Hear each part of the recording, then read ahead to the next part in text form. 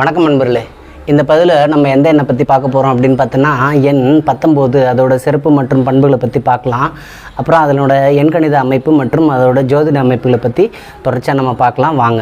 ஒன்று சீரியல் எல்லாமே லீடர்ஷிப் குவாலிட்டியை கொடுக்கக்கூடிய ஒரு எண்கள் தான். இவங்க ஜென்ரலாகவே ஸ்ட்ரெயிட் ஃபார்வர்டாக இருப்பாங்க.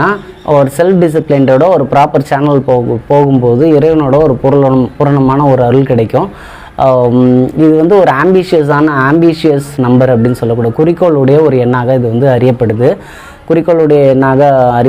மோரோவர் என்ன சொல்கிறாங்க அப்படின்னு பார்த்தோன்னா, தண்ணியும் ஸ்டெபிலைஸ் பண்ணிக்கிட்டு மற்றவங்களுக்கும் ஒரு வழிகாட்டுதலோட வாழ்க்கையை நடத்தக்கூடிய ஒரு எண்ணாக இது சொல்லப்படுது.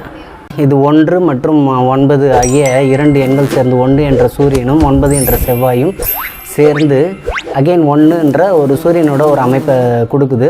இது சொல்லப்படுது. 1 சீரியலில் எல்லாமே ஆளுமைத்தன்மையுடைய ஒரு எண்கள் தான். 10, 19, 28, 37, 46, 64 ஆகிய போன்ற இந்த 1ஓட வரிசையில் மிகவும் ஒரு சிறந்த எண்ணாக இது 19 சொல்லப்படுது. அதுக்கான காரணங்கள் என்னென்னன்றதை பற்றி பார்க்கலாம் வாங்க. இந்த எண்ணோட பொது பலன் என்ன சொல்லப்படுது அப்படின்னு பார்த்தோன்னா, it's highly powerful and highly independent quality அப்படின்றாங்க. அண்ட் இண்டிபெண்ட்னா தனித்து, பிகாஸ் 1ன்ற சூரியனும் 9ன்ற செவ்வாயும், 1ன்றது சூரியன்றது கிங் மாதிரி, 9ன்றது செவ்வாய்ன்றது போர்ப்படை தளபதி மாதிரி, ஸோ ஒரு மிலிட்ரி ஜெனரல் மாதிரி. 2 எண்களுமே ஒரு உஷ்ணமான ஒரு எண்கள், ஆளுமை தன்மையுடைய ஒரு எண்கள். ரெண்டுமே 1 மற்றும் 9 ரெண்டுமே ஆண் கிரகங்களை குறிக்கக்கூடியது. ஸோ ஒரு ஆளுமை தன்மையோடு இருக்கக்கூடிய ஒரு எண்ணாக இது அறியப்படுது. இது செல்ஃப் சஃபிஷியன்ஸ் ஆஸ் வெல் அஸ் சேச்சுரேஷனை கொடுக்கக்கூடிய ஒரு எண்ணாகவும் சொல்லப்படுது. செல்ஃப் சஃபிஷியன்ஸ்னால் ஒரு போதுமான ஒரு தன்னிறைவையும் மற்றும் நிறைவுறுதலையும் ஒரு போதுமான ஒரு தன்னிறைவை கொடுக்கக்கூடிய ஒரு எண்ணாக சொல்லப்படுது. பணம், பதவி, பொருள் வரவு, செல்வம், அந்தஸ்து எல்லாத்தையும் கொடுக்கக்கூடிய ஒரு எண்ணாக இது சொல்லப்படுது. இது ஒரு நிதானமாக செயல்படக்கூடிய ஒரு எண்ணாக இது அறியப்படுது. ஓகே, இப்போ இந்த எண்கணித அமைப்பில் எப்படி வேலை செய்யுது அப்படின்றத பற்றி பார்க்கலாம். 1ன்ற சூரியன், 9ன்ற ஒரு செவ்வாய் இரண்டும் சேர்ந்து அகைன் திரும்ப சூரியன்ற ஒரு 1 குறிக்கக்கூடியது. இது இந்த எண் எந்த இடத்துல விழும் அப்படின்னு பார்த்தோன்னா மிதுனத்தில் வரும். 19ன்றது மிதுனத்தில் விழும் இந்த எண். ஸோ மிதுனத்தில் சூரியன் மிதுன வீட்டில் இருக்கக்கூடிய சூரியனுக்கு தன்னோட சொந்த இடமான சிம்மம் 3வது இடமாக அமையுது. அதே மாதிரி மிதுனத்தில் இருக்கக்கூடிய செவ்வாய்க்கு இது 6 மற்றும் 11வது இடமாக அமையுது. ஸோ இது ஒரு செவ்வாய்க்கு 6 மற்றும் 11ன்றது ஒரு சிறப்பான ஒரு இடம், சூரியனுக்கு 3ன்றது ஒரு சிறப்பான இடம். ஸோ அதனால் இது ஒரு வெற்றியில் தரக்கூடிய ஒரு எண்ணாக அறியப்படுது. இந்த எண் பெயர் எண்ணாக வந்தாலும் சிறப்பு மற்றும் பிரமிட் நம்பராக வந்தாலும் ஒரு சிறப்பாக இருக்கக்கூடிய ஒரு எண்.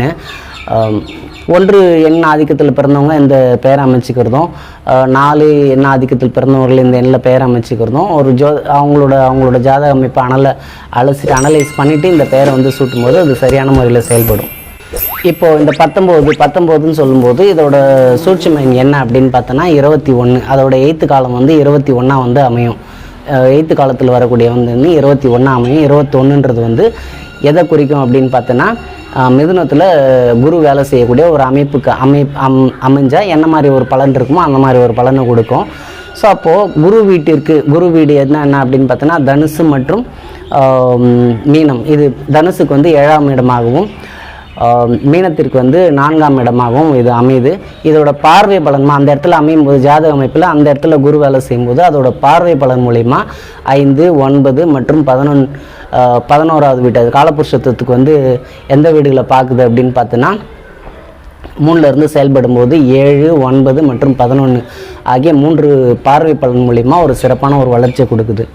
ஸோ இது ஜோதிட அமைப்பு. கேந்திரம்னும் போது மீனத்துக்கும் இது 4வது இடமா அமையுது, தனுசுக்கு இது 7வது இடமா அமையுது. ஸோ திரிகோணாதிபதி கேந்திரத்தில் உட்காந்து வேலை செய்கிறதுனால ஒரு நிதானமான ஒரு வளர்ச்சியும் நிதானமான ஒரு வெற்றியும் வளர்ச்சியும் கொடுக்கக்கூடியதாக இது அறியப்படுது. ஓகே நண்பர்களே, காஞ்சி மகாபெரியரின் கட்டளை கிணங்க வேறொரு பதிவில் மற்றும் ஒரு தலைப்பில் உங்கள் அனைவரையும் சந்திக்கிறேன். அதுவரை உங்களிடமிருந்து விடைபெறுவது உங்கள் விஜயகுமாரன். நன்றி, மகிழ்ச்சி, வணக்கம்.